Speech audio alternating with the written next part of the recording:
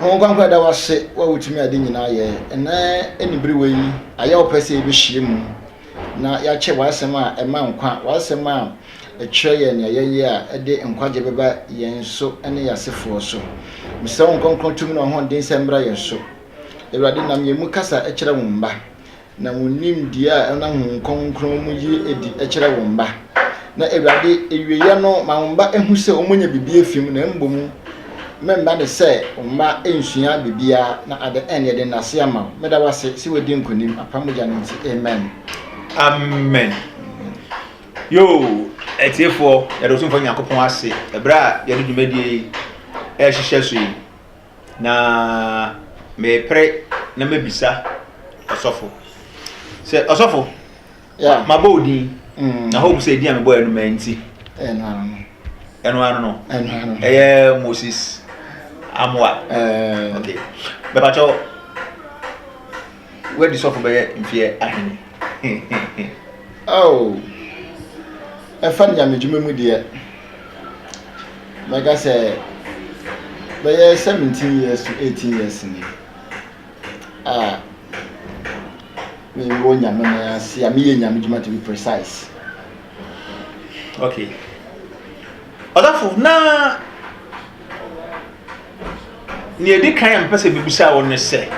yes what can say your sofo there na ye wa sofo ne ye wa sofo enti be pese me busa wo se wo se wo ye sofo no wo ye sofo a wo kwa asore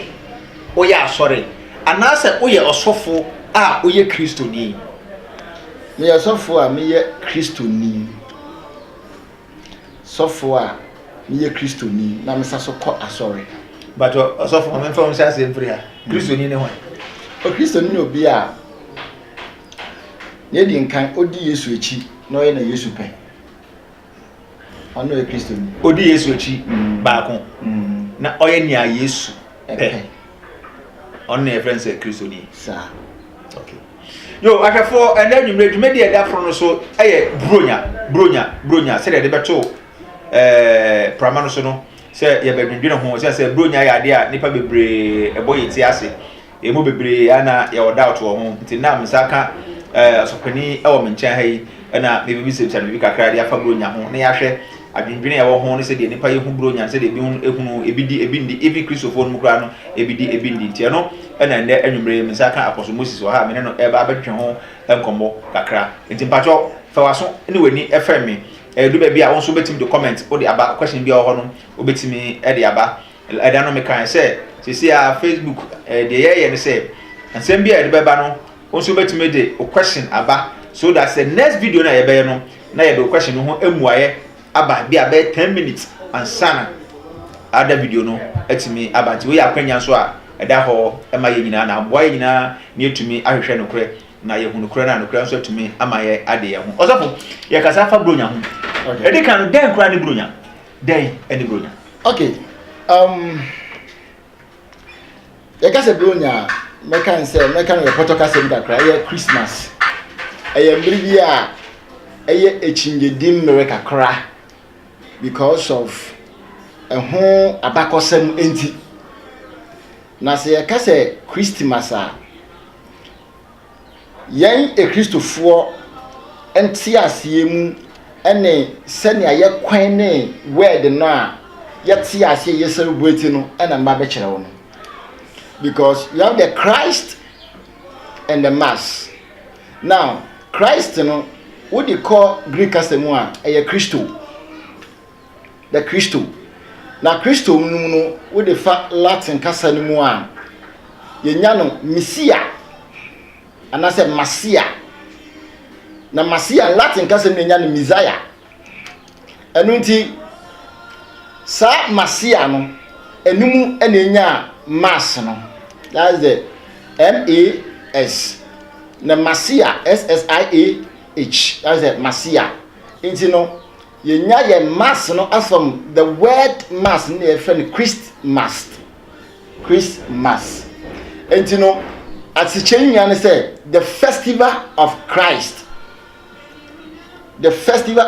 Although the word mass no so no we say ye asore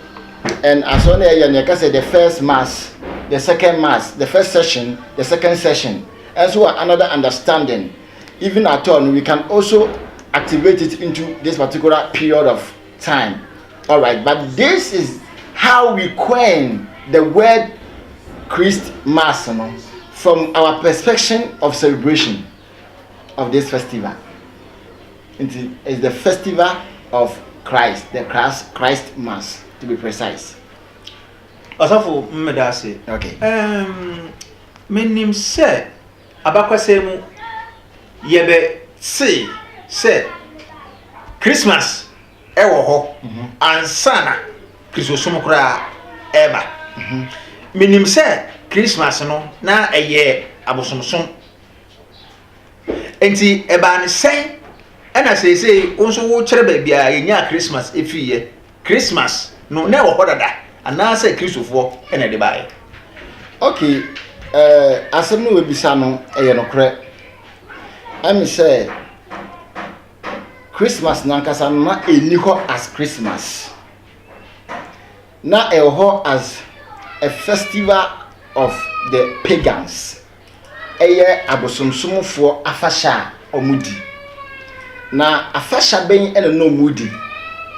No omudi bosoma onfen the sun god. Afashe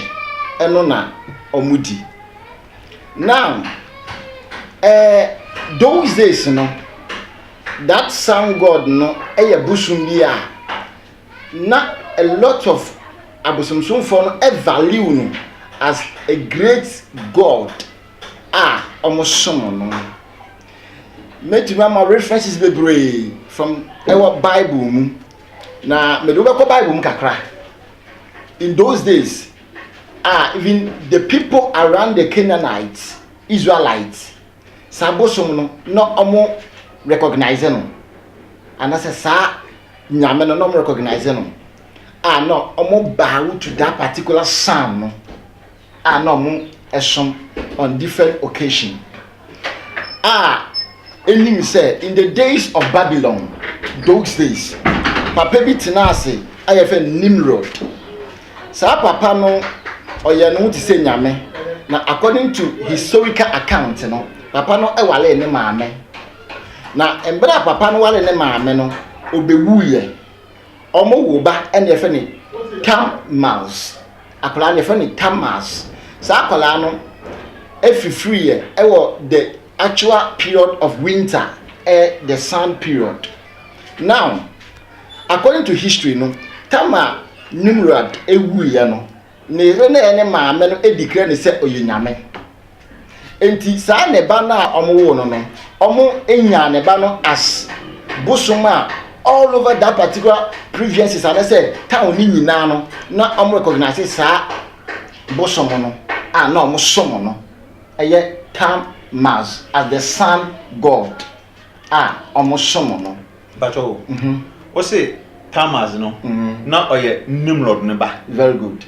Enti Nimrod no na ne yere ne maame declare tamu Nimrod ewu ya no. Na ne maame declare no. Declare Nimrod no. Ana ne ba no. Nimrod as god. Enti ne mba owu ni nyina no, they recognize them as deity, like God, nyame. Because say omo ye Nimrod no nyame dia na say ne mana ba ye nyame ma. Very good. Okay. So I just here. Enti no say obedi insem na make na chi a. But that no, enti no when say omo celebrate the birth of the sun. So I just here. Enti say Tammuz no, omo recognizing as the sun god. So what you say? Enunti no, mo ma enko Bible mu kakra think say, yemfa yasem no enko the book of Ezekiel chapter 8 and verse 14 to 16. But you be kan homaye na obete nia meka na si Ezekiel chapter 8 verse 14 to 16. Okay, Justice. You say you share Ezekiel chapter 8 ntim pacho Justice obetimi ahwe why Justice bisa question bi e wo hono mo. Ezekiel chapter 8, verse 14 to 16. Ezekiel from Homan, Iti and Yamoch, and Yimu Abraham Kosi Dunsia. ɔsɛ ana ɔde me ba awurade fi pon kɛse a ɛkyerɛ atifi fam no ano na hwɛ ɛhɔ na mmea tete risu tamus mbra ɔmo risu dan tamus mbaa ni susu tamus na ɔka kyerɛ me sɛ onipa ba wahu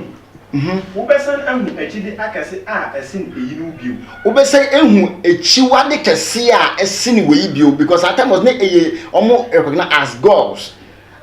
ɔmo som no nti na mbaa no esu no continue ɛna ɔde me ba awurade fi mu fam abangua so ɔde me ba awurade fi continue na hwɛ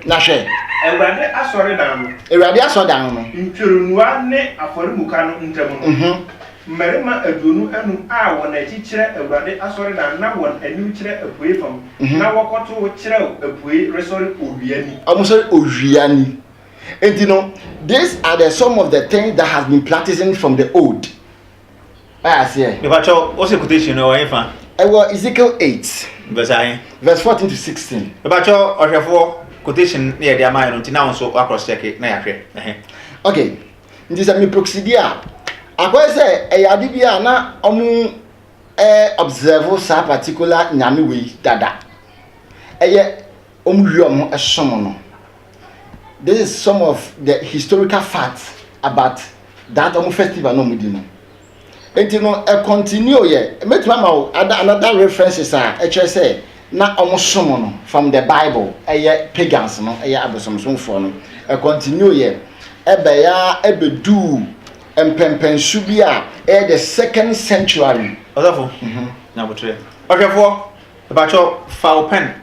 na fa note kakra wo na nyina yenye faith revolutions there ejaisi utumre na why dey wa kire esie no odafo o se obetimi amayen me bacho eya na odi amayen ti obetimi di amayen no na odi amayen na yen so ya hwe ne hu se de wo ka no ampa because eya mama yen hwe bibi ewo the second book of Kings 23 and number 5 yen hwe references bi o bacho Kings 2 Kings chapter 23 verse 5 yeah references of that particular observant in also about that sun god no kai ahemfo homa etoso miru ni mu eye adunu miensa eti a eye adunu miensa ni mu eye enum 2 Kings 23:5 osina otutu asofo hunu a Yuda ahene sisi a wo hye okunuhwam Yuda nkromu ne Jerusalem ko nsronsoromya so ne won a wo hye okunuhwam ma ba ne owia ne osram ne owia atenai so what you say nsroma ne osro asafo mu nyina enti no na omo ye saade no from the old omo practice omo sum owia no enti no sa history ade a ewo hom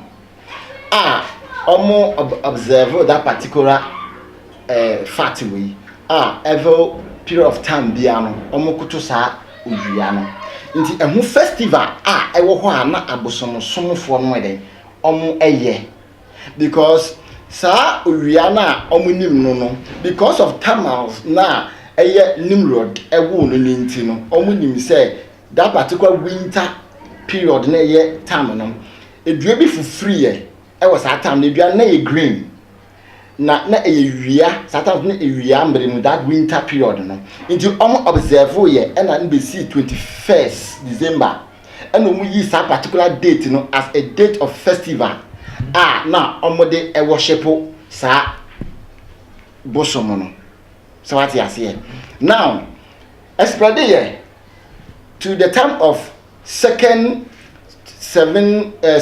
century na emperor we was so Iranian the emperor Iranian Roman emperor on also into also ebe date is a particular festival no Roman for the Jews abusunu to mu na most of them no Muslim then na Roman empire na nkasa na enje Christosum entu mu yeye enunti no sa Iranian no ebe ginemu ema onankasa ka no oyebusumsum ni nti that period ni mu no ena ma sa particular festival of pagan no ebe spread ya akwa say observe on with dated time ever known in 2nd 74 century AD after Christ nti I think say me you question ano kwanya e fa so a e baaye ene senya e start here no also for me that ohwefo say agro no e be de we say agro be de fia no pa say no pa me hu say agro no emu ahyase ye de ba say ntiase bi ahyase every baby me nim won so de bi gidi say won so de no ntiase ahyase ba also for nya say ntiase ba ntiase ba sa now wa ma ya tiase ampa no kre say na ye abosomsom for na wodi sai afi den na Christopher majata mani ase the problem no a very good question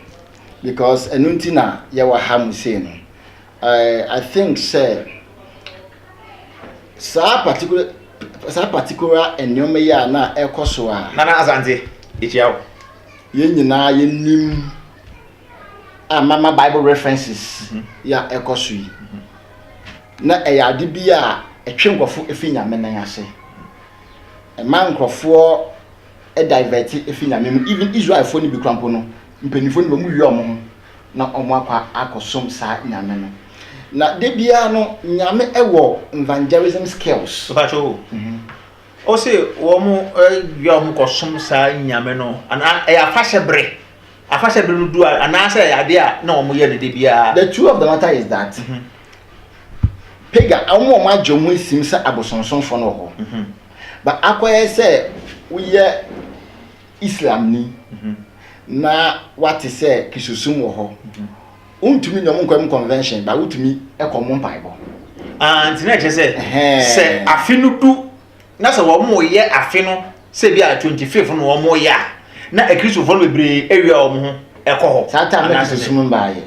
na Israel from penifo be e practice sa nyankopɔ nyamesom nkofo nyamesom ne bi sa na me pa kire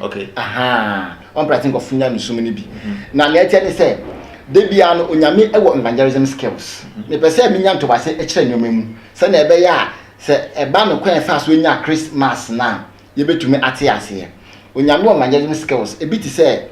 in fact simo bi ti say owo say no ye hu say owo nya say mo papa owo ye nyina nim say Kristo bi nya owo gina ma bonsam in fact Garden of Eden bonsam in when it say owo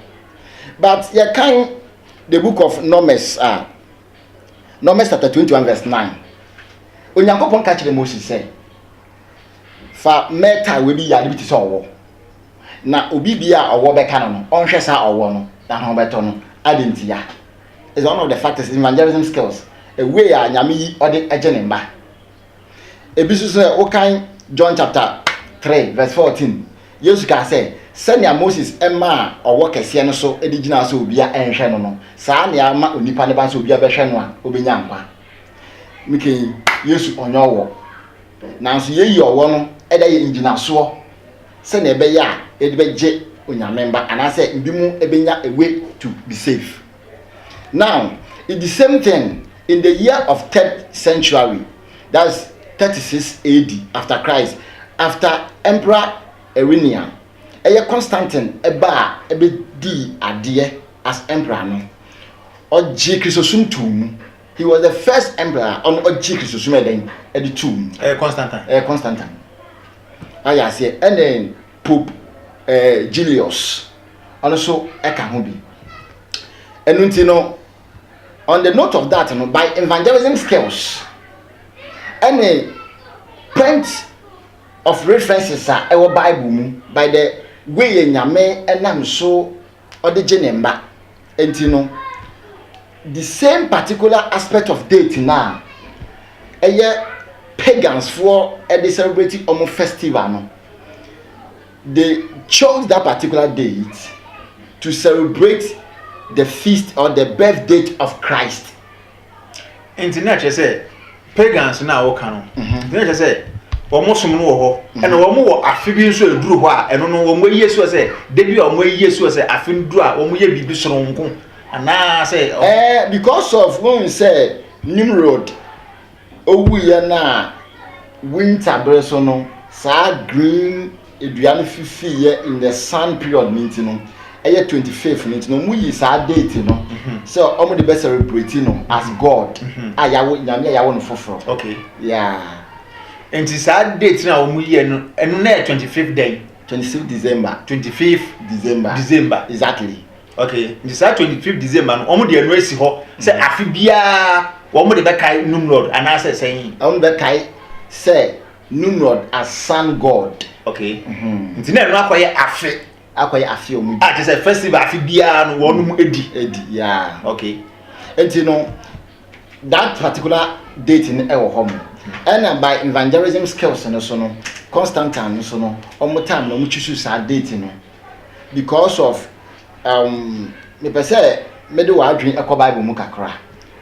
In Bible no Onyankopon, as I said, oyusu skills of evangelism.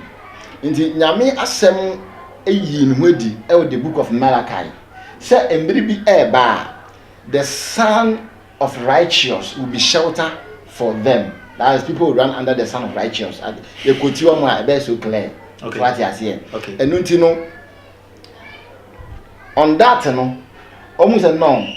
say enkofo no e celebrate sana almost say nyankopon na eye bosom no e na omo celebrate ne dia then onyankopon ye ka obi oye righteous and say ye ka onyame a oma enkwa onyame a ema salvation dia eno ni Jesus ena Jesus so no he's an incarnated word. Until we can have a road, you must mean your kwan. Say a best celebrity Jesus. No, ni birthday. I was a date, no. Sonia Ebeya faso dear near the actual pagans. No, I was on some form. Edia ba Christ, no, Edia Benjamin. No, oh my day, Omutimi Yankwa. Chain say, Omudi Omubeto, Bosoma, Omunim, no. Bosoma, and to me, Emo Monkwa. Into Constantine omo thoughts and I say early Christians no omo thought of choosing that date no to win the pagans into Christ and until the date no e ko share hormone and even at all so we be say Constantine chose that date to celebrate the birth of Christ in the midst of skills of evangelism. It is a metokasa na se ye dia na say Constantine obeso kristosun mu no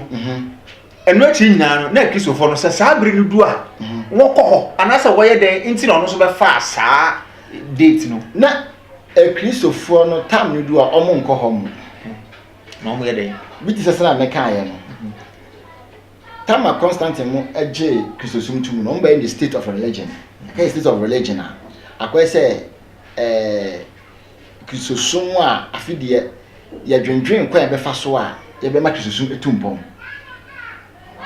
ebia kuro bi wa ha sei saa kuro no abosomsomfo e wo so saa mbiru ade we no moye omu di busum bi awoda adentia omre guide bosom ne se bosom no e busum bi a e ma omu bibi omu na agriculture san busum a e ma omu eduane because e wiem a e ma omu eduane so what you say now neto sumienu nti sa yete dia ye Jesus na ye wo no so no ono so no ye wo no ebe nipemu ye betumi afa sa akwa no so aka se sa na yete dia ye betwe omo dia ye nka se sa da we no ye di Yesu awoda at the same time na ye nam so na ye fa ntwe omo di bosom awoda ne mbomu no emfi ho na ye fa mbra ye wura di Yesu mu na omunya enkwaje enti no enye se eyade na ho a ekrisofo kọ na mbomu no eye adwena a eba early Christians ni trimu se ombefa date no eda Yesu bomu awoda na omo de atwe abosomsomfo no omo ade omo adwene aba Kristo so ozafo pasa ma okay enti se nka Christopher no anase Constantine no so man fa that day na nka day bie no wa so mo fa de ye Christo awoda na de o metumi atwe pagans no aba so sa date no kwa no mo fa no ebe yeah I think say Christo awoda de e wo homo but no kro mo say early disciples no omo observe Christo awoda so what you say eno no wo homo na ni nyina ye evangelism means kwanya ye be fa so ye be tra gospel ni because Bible may say as say munko wiase nyina na munko make disciples of Christ. And Paul obi a ono so efa different means ema or the train adom ebre Christo. Na yen hwe ekwan a Paul so fa so a or the train adom ebre Christo kan Bible ko Acts chapter 17 verse 23. Acts chapter 17:23. Kai asomafo ho ma no asomafo ni ma eti aye dunson ni ye mo aye aduonu miensa. Acts chapter 17 the verse number 23. Say if he said merutam na mehwe eniyama a mosom no mehwe eniyama a mosom no mihu aforimuka bi nso a wa kire oso se mihu aforimuka bi a ya kire oso se onyame a wonim no onyame a ye nim no enti nia munim na more sore no enti ne munim nia mo sore no na mo som no na meka no ho asem ma enti no Paul di gina so e de sa particular introye na mo cho nyame ye nim ni din no after dem di preaching say ye Christo e de kire o enti we are similar skills of evangelism man Constantine na say early Christians no so mo fire say mo celebrate onyankopon bi a yawo no birthday ya so onyame no mu nim nya moye nti ye di Yesu a yawo ni birthday mbumu be hye ho na nim mbumu ya nam so amom adwen aba Yesu afi wati ase enunti na early Christians no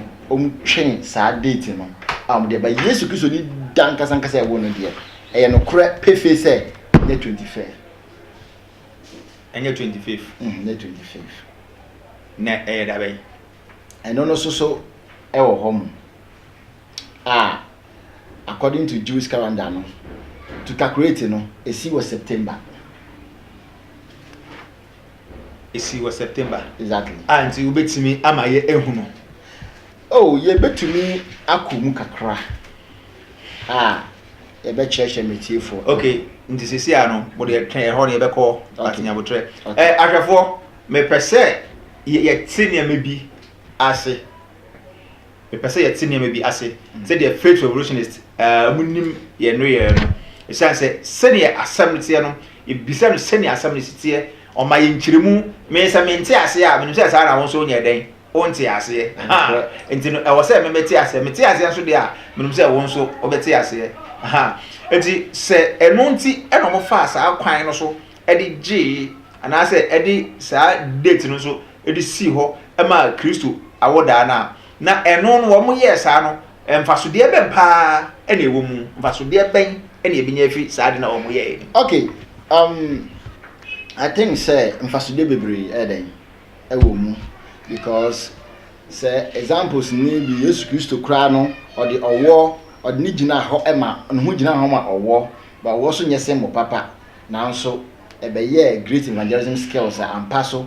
wo hwe Yesu a obenya ogie say na me kire ye no Paul ono so no idol bosom esi o ma ya chon di unknown gods no ono so edni gina wo say ono no nyankopon na munim no echechire mu say eye mfaso tumdi etwen akra ma Yesu enti say bia say early Christians na aba be hu say date bi wo ho ma date no eye 25th December na say abosomsomfo na omo de ye dwumadie na say ya fa sa date no na ye di gina ma the birth of Christ. I think say mfaso de no dawson na di nkan ebe nam so nkofo ate Yesu Kristo ne mba obe wiase na ase na etoso mienu ebetumi ama yaka Yesu Kristo hu nsem a kire omo nim Yesu advantage kase na etoso miensa akwanto wuwo musambere we bibetu kwan yakọ bebi a ebia ayadamfo nkojaye bia na edu ho mo a wo mo nim Christ ho ye preach gospel no convention see where bo from different places country eba nyankofa eba enipa ntemu ema nyame asem ekoso. In fact a great opportunity at the ma Christo ahende e was a date ya yeyi ema yen abrabo. Okay, for we dey me no nyina e na ye den tie e ba to madam for malam bi na sem bi a aya oka o so ye nipa adwen da otrim ndi e kasa kire wa aya adwen se go duro be obi amji awo o so ye nipa adwen otrim tie ka asem kire wa aya adwen asem brekete ka kire wo no afa na odinam nti aya adwen nti we ni osofo e ka no o se me no mienu nyina ye dwen ho na ye hwe osofo pe sa na tie dia minim se a Christopher ebinom se on ye Christopher nanso ebinom endi bronya no nye wonum nyina no mudi bronya no yesa na tie de a nima omunim enti na omundi anaze de enti na woni bronya no. Yes, yeah, because of this senior ye kanwa bebre enim de efa ho ewufom. In fact, so we connect so a sa history account ya media mawe obia ne nya waka afa obia ne nim de a wetu egu net so obekona we sisei obekona we sisei obekona we sisei because sa san God nankasa ne bosom kese a na those days no a lot of people are celebrating. I say it is known say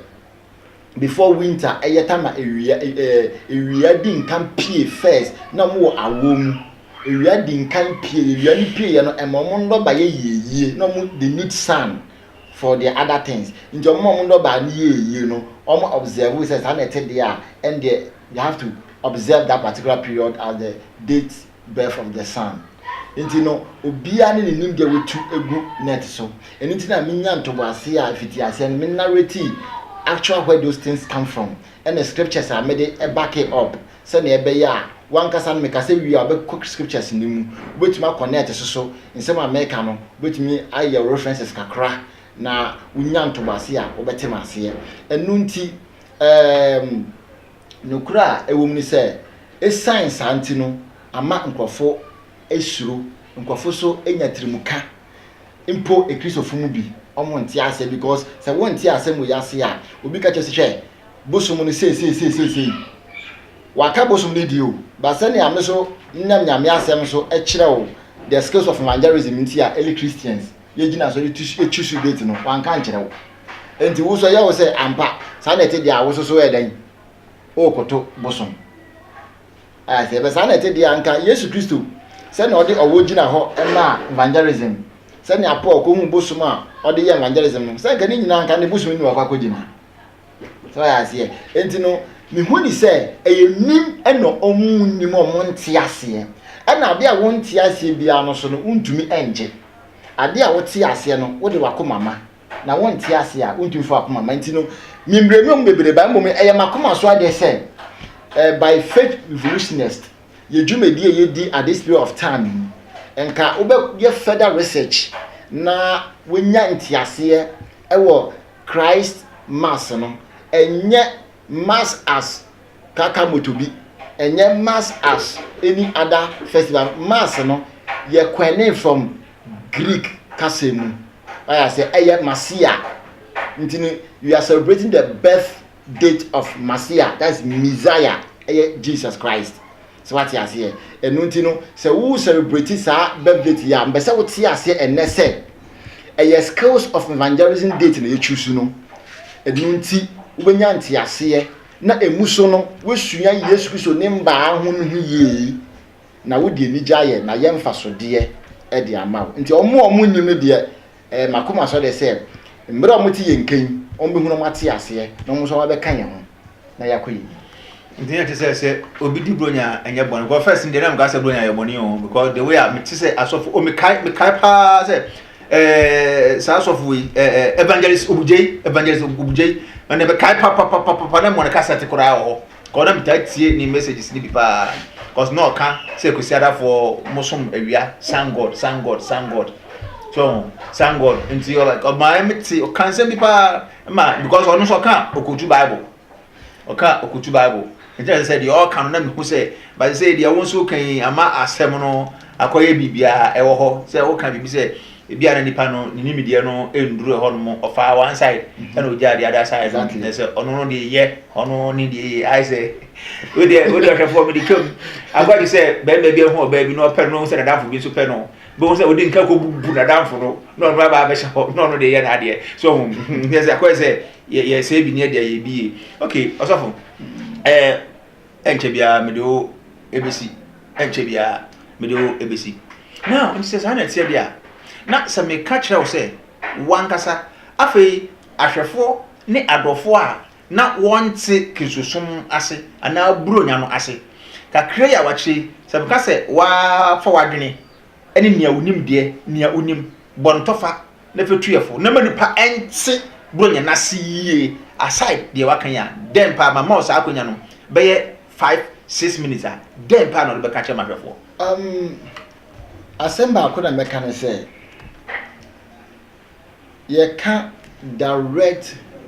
scripture and as a quotation foundation of sadate we are any bible maninto witrim ye can direct quotation say bible mu bim kwotena baby na mo celebrate bronya ana christmas na unya na embo mu no ena meka cho say skills of evangelism ekwan a ye fa so a ye de betwe edom aba Christo ena early Christians from the period of Constantine omo ye den omo efaye ampa so aye emboa bebiri de amaye enti se Christmas so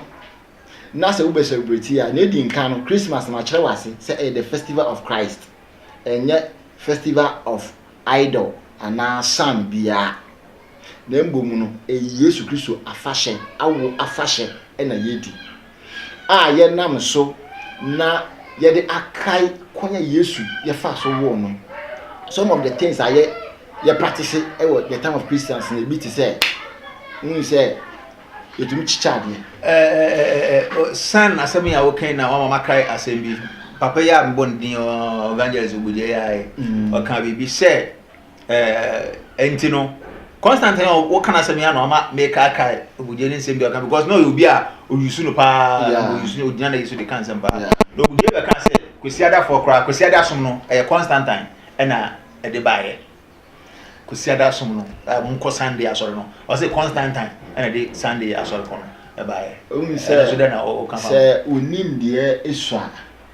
ewo bible ha menim se obuje no kuta ba pato obuje asofo pani o Ghana ha ono ni akwesi ewu anu mu na onya de nipa keto awo ana wote kontinent nga in fact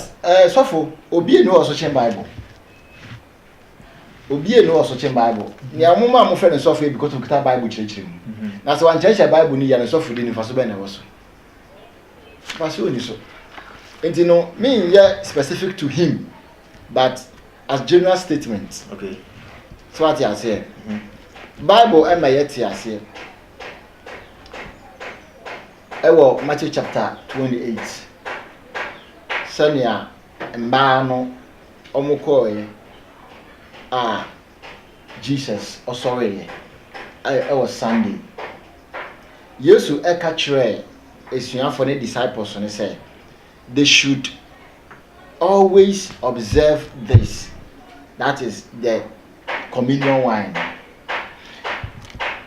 And until Jesus saw your Sunday, no. Since then, no, it's your first as a Sunday. And no, and Sunday meeting, no, a buy. And yet, specifically, and I said because of Obuje na semwa okay enti. And I said, yeah, busumbi enti. And the issue was Sunday. Obuje no son koni Bible a. Enka we nyame na meka. Enka ono akase be say Jesus after his departure the disciples begin to meet first day of the week Sunday and they share communion ohomo and all the Christians, those who follow Christ, they begin to meet on Sunday, not in the purpose of some sun gods celebration and baptism. Never. This is the Bible mua. I think that is the references. Oh, obuje mom de mentum say otum kotu pa ndene kotu de okotu well ba say de okan oh brafum yo nyame hira papa. Okay. Osofo. Now, sisi amedo AC me mount 2 minutes pe. Mount 2 minutes pe. Orafo say Osofo Moses wamaye bronya no ni enti a yenya bronya na me de say wesi sudua say asomafo na edi kan no won endi bronya na mum won no echi no o si Yesu a won tonto aso etoso miensa no that is Yesu kon 300 nti a won etoso miensa no 6 years nti enum ɛna Constantine Abreso ɛgye Christosum si hɔ a ɔmo yɛ sɛ no ne yɛ ni Yesu awoda ɛna ɔmo de ɛno yɛ den ɛkɔhyia abosomsomfoɔ deɛ no na ɔmo de si hɔ no sɛ ne na yɛfɛ no ɛnyɛ Yesu awoda ɛna egusu a yɛdi a nkyɛkyɛm kakra ɔde amɛn saa na mete aseɛ na nokora so deɛ ɛyɛ baako pɛ ɔntumi yi bi ɛmfiri hɔ no tumi yɛ sure sɛ sɔfo biara a onim Bible no bia deɛ ne nua yɛkan ɔne ne bɛyɛ adwene sɛ yes ɛyɛ nokorɛ sɛ buronya ne deɛ ɔnhu ebi a John chapter 8 verse 6 buronya ebi a Matthew chapter 24 verse 10 Christmas ɛne deɛ ɔsɛ ebi nim nti na wakyerɛ kwan a ɛnam so a buronya no ɛfa so ɛbaeɛ no megye di sɛ sɛdeɛ Shekoduro ɔka no oyɛ nipa adwene da wotrim enti yɛdɛn dwen nti asɛm na waka no wa nso mgiri sɛ wo nso wobɛdwen ho na wahwɛ sɛ deɛ ɔka no ɛte sɛn anaasɛ ɛte sɛ enti mpatwɔ ɔkyena sɛ otumfo Nyankopɔn yɛ adom na ɔde yɛn nkwa ɛkyɛ yɛn a yɛbɛhyia ɔkyena nonum nkyia kɛseɛ ɛnkɔma mahwɛfoɔ nyinaa Nana Deli brother Usman Sheikh Ayub friend saying Sheikh Usman Sheikh Ibrahim kyɛ mekyia ahwɛfoɔ ne menamfofoɔ ne kyɛ sɛ first yɛ followers nyinaa titiri Common Sense family yɛkyia bo pa Abraham Bemuje mekyia papa baabi a obia me nua mpɛtɛ wo nka kyɛ pa nkyia kɛseɛ ɛnkɔma director baako pɛ mekyia no papa na Nyankopɔn ɔmmɔ yɛ nyinaa Nana Deli baabi a obia mekyia brother Young mekyia papa Siedu mekyia papa ɛna afei Ejakwesi donko a meta frɛ ejadu mekyia wo papa nyame onhyira wo ɛne anamompa a wetu ɛwɔ Kristo asɛmpa ho nyame onhyira wo ɛne mama nyinaa nyame onhyira mo nyinaa ɔzɔfo yo ɛne na nwumre